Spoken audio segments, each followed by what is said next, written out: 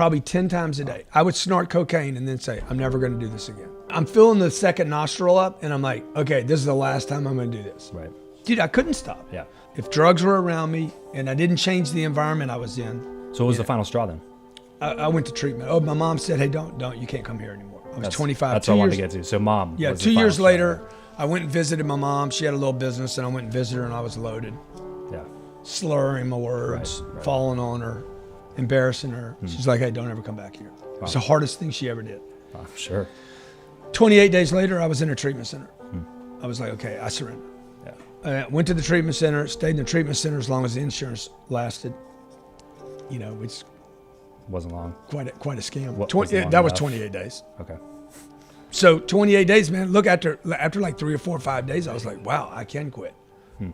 I went 5 days. First 5 days I So ever it was did. really the realization that it was possible. It was possible, man, because I had been trying to quit, Travis, for like 9 years. Not just 9 years, 9 years every day. My nose has got, like, back then, it was starting to have damage to the membranes, septum, right? yeah. And I'm always runny nose and I'm gray. I weighed 135 pounds when I went to treatment. Wow. So 35 pounds less than I weighed today. I was sick, dude. I was a sick man. And so what they told me there was like, you got a disease, dude. You'll never get over this. That's the craziest part of the story is that you go to this place where like their job is to try to keep you from not doing this. Right. And then you leave. And what does the counselor say to you? The guy says on the way out, he's like, look, you'll never make it, man. I said, what you think, man? You'll never make it, dude.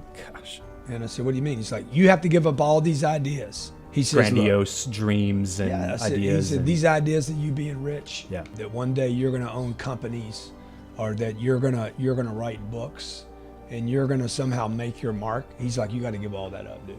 You need to be satisfied with one thing, not using drugs 24 hours a time. I'm thinking to myself, that's some bullshit, dude. I ain't never going to be you, dude. Yeah. He's like, you need to help other drug addicts, and you need to be satisfied with not using it, period. Go to meetings. And I did, man. I went to meetings for, 7 years. And then one day I looked up, I said, look, everybody around here, man, there's nobody getting better in here. Yeah. People are stuck in a lower condition. Okay, I learned this later. Like, they were stuck in an addiction, in a disease. And people kept saying, I'm a drug addict. I'm a drug addict. I'm like, no, I'm not a drug addict, dude. I don't use drugs anymore. I am not a drug addict. I am a recovered, once addicted individual. Right.